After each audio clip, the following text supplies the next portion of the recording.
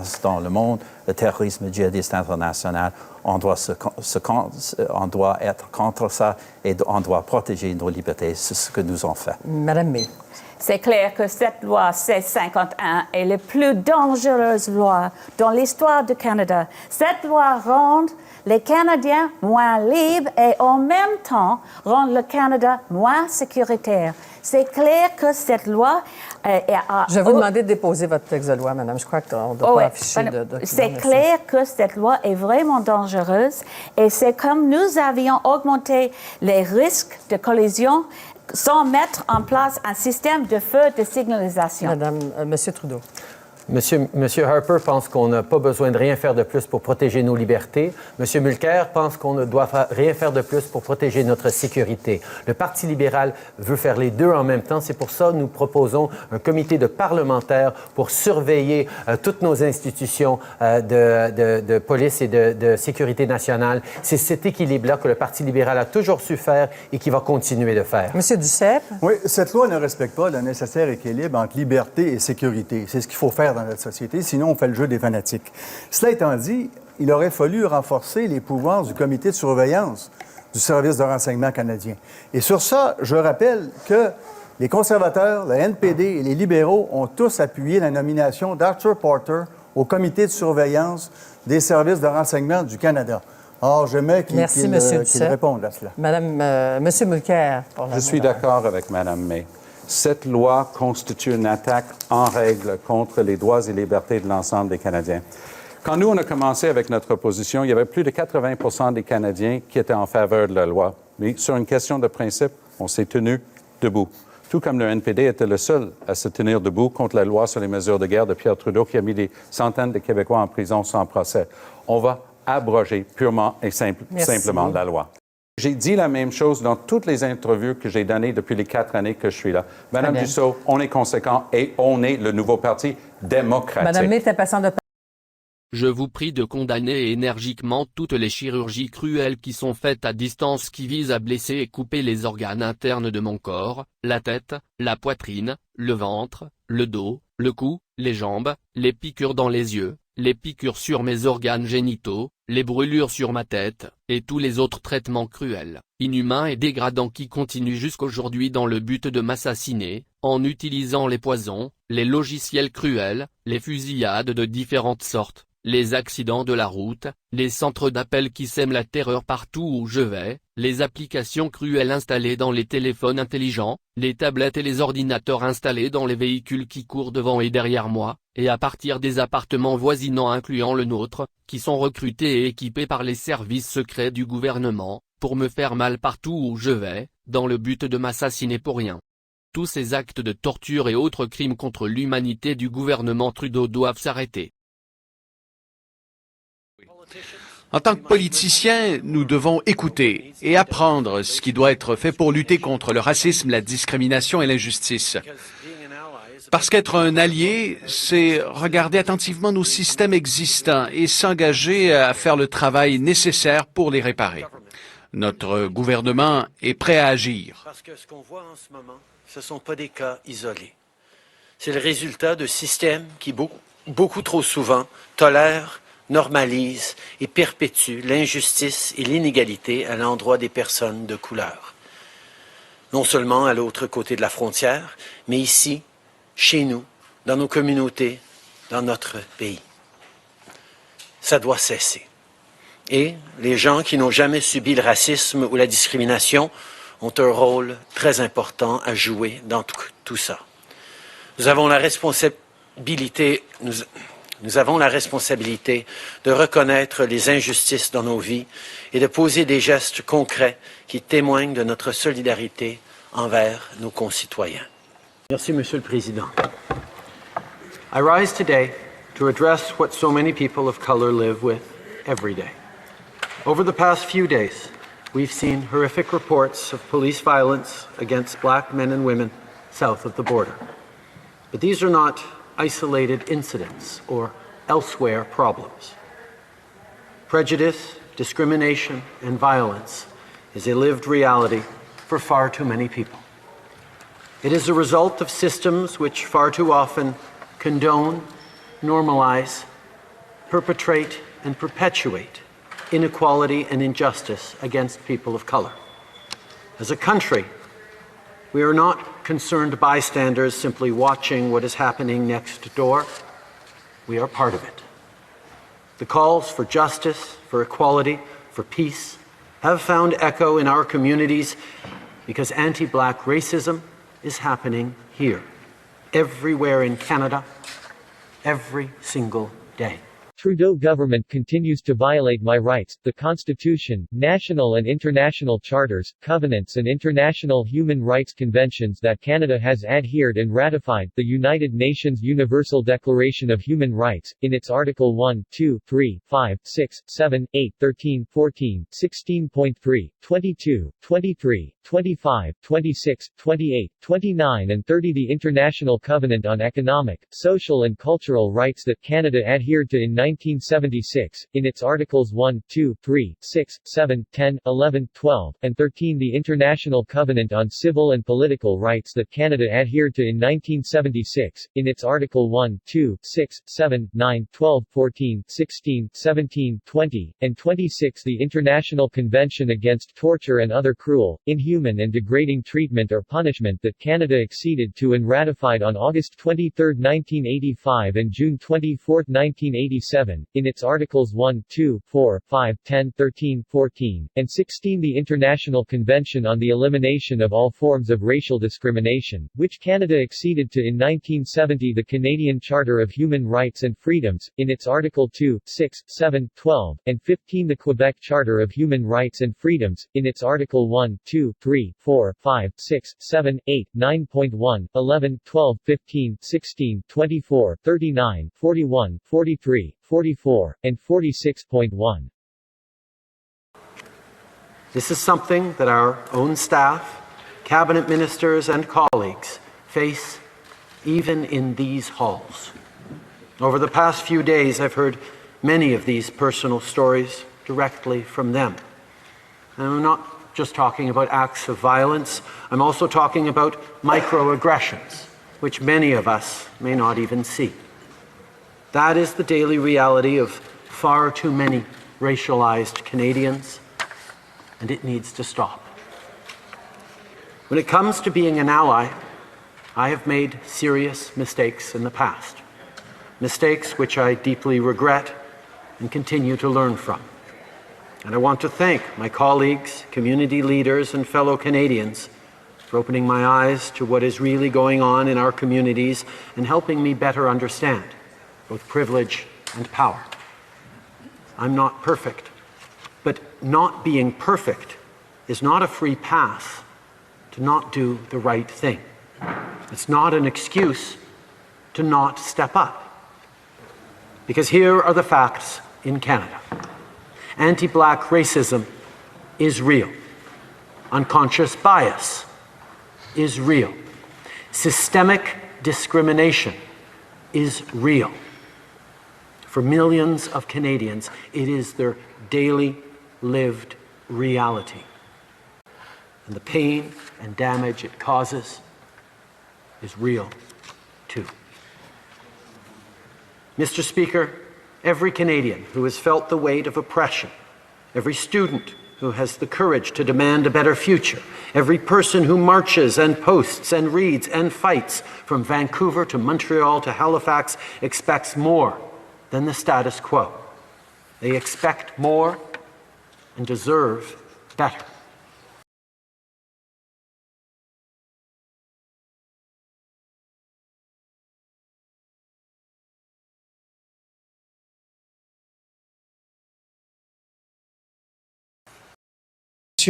J'ai accepté parce que l'immigration au pouvoir du Québec, ça a débordé, mais là, on ne revient pas au pipeline pour l'instant. Oui. Madame May.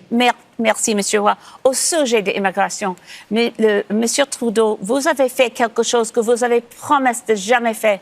Et ça, c'est de cacher les lois dans les projets de loi omnibus budgétaires. Et dans le dernier projet de loi omnibus budgétaire, vous avez caché les choses avec une violation des droits des réfugiés.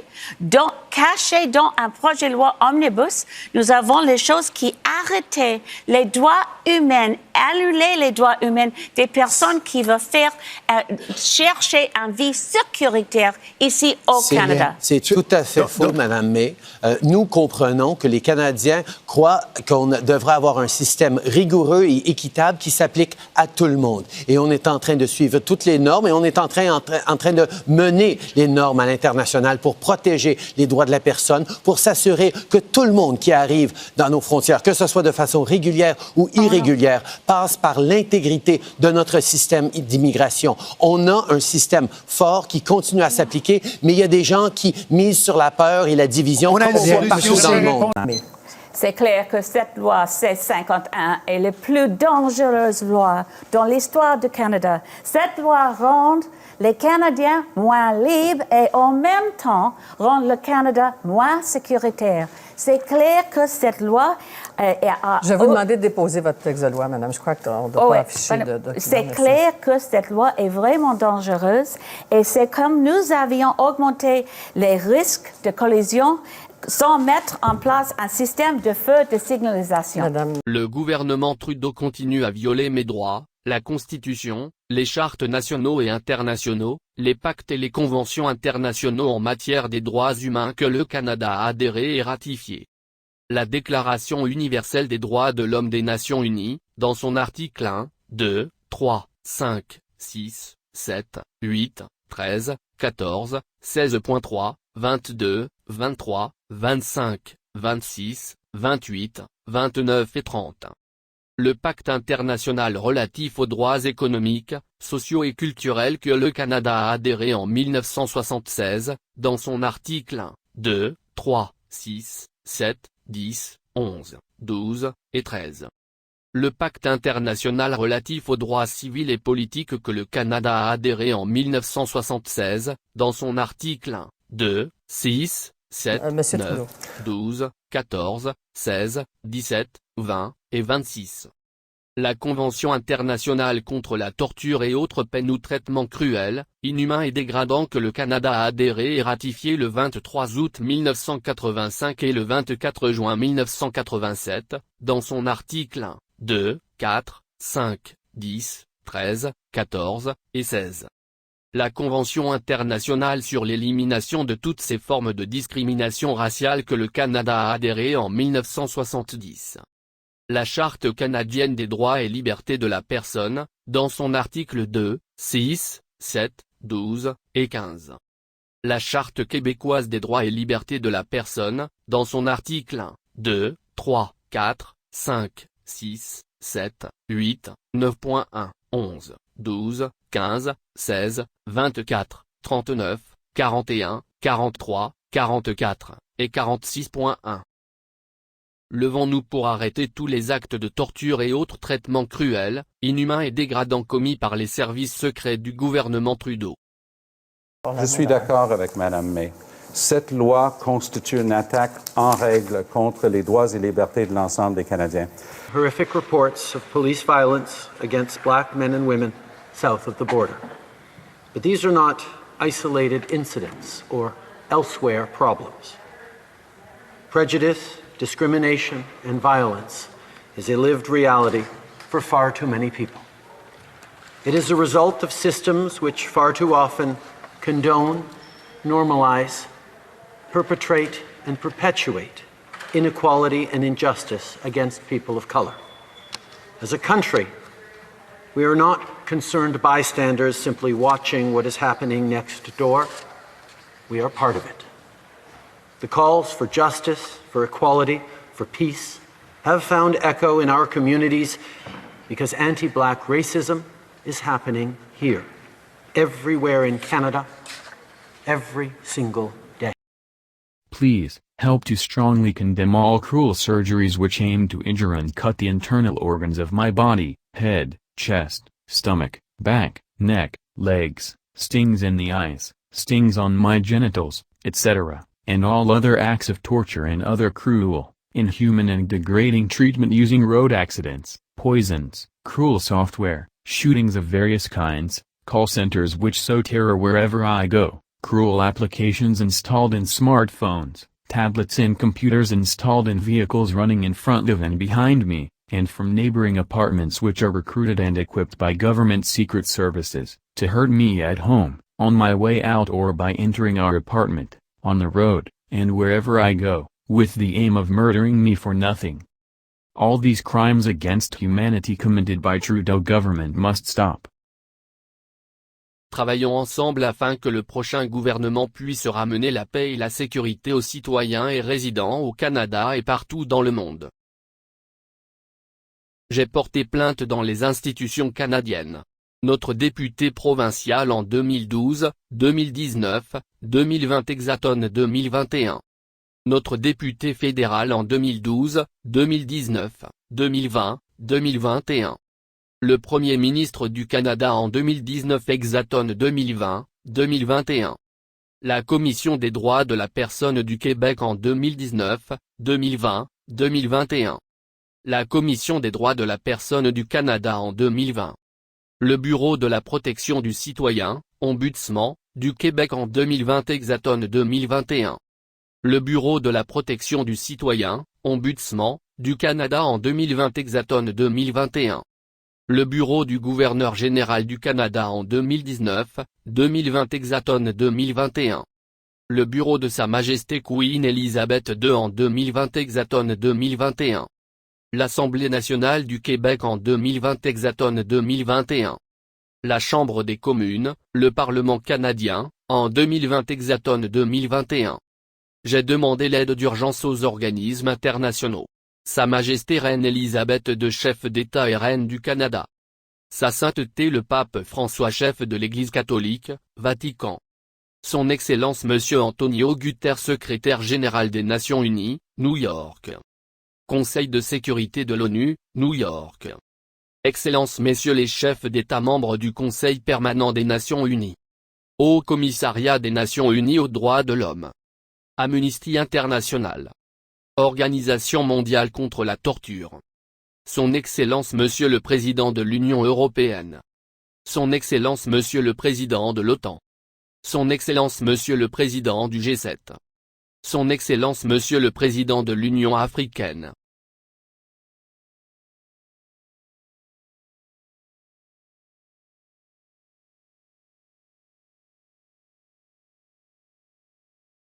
I filed a complaint with the Canadian institutions.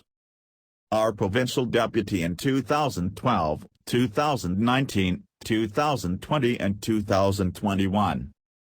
Our federal deputy in 2012, 2019, 2020, 2021.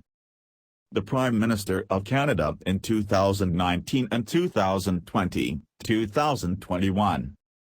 The Quebec Human Rights Commission in 2019, 2020, 2021. The Human Rights Commission of Canada in 2020. The Quebec Citizen Protection Office, Ombudsman, in 2020 and 2021. The Office of Citizen Protection, Ombudsman, of Canada in 2020 and 2021. The Office of the Governor-General of Canada in 2019, 2020 and 2021. The Office of Her Majesty Queen Elizabeth II in 2020 and 2021. The National Assembly of Quebec in 2020 and 2021. The House of Commons, the Canadian Parliament, in 2020 and 2021. Emergency intervention request to the international organizations. Her Majesty Queen Elizabeth II. Head of State and Queen of Canada. His Holiness Pope Francis. Head of the Catholic Church, Vatican. His Excellency Antonio Guterres. United Nations Secretary-General, New York. UN Security Council, New York. Excellencies Heads of State Members of the Permanent Council of the United Nations. United Nations High Commissioner for Human Rights. Amnesty International. World Organization Against Torture. His Excellency Mr. President of the European Union. His Excellency the President of NATO. His Excellency Mr. President of the G7. His Excellency Mr. President of African Union.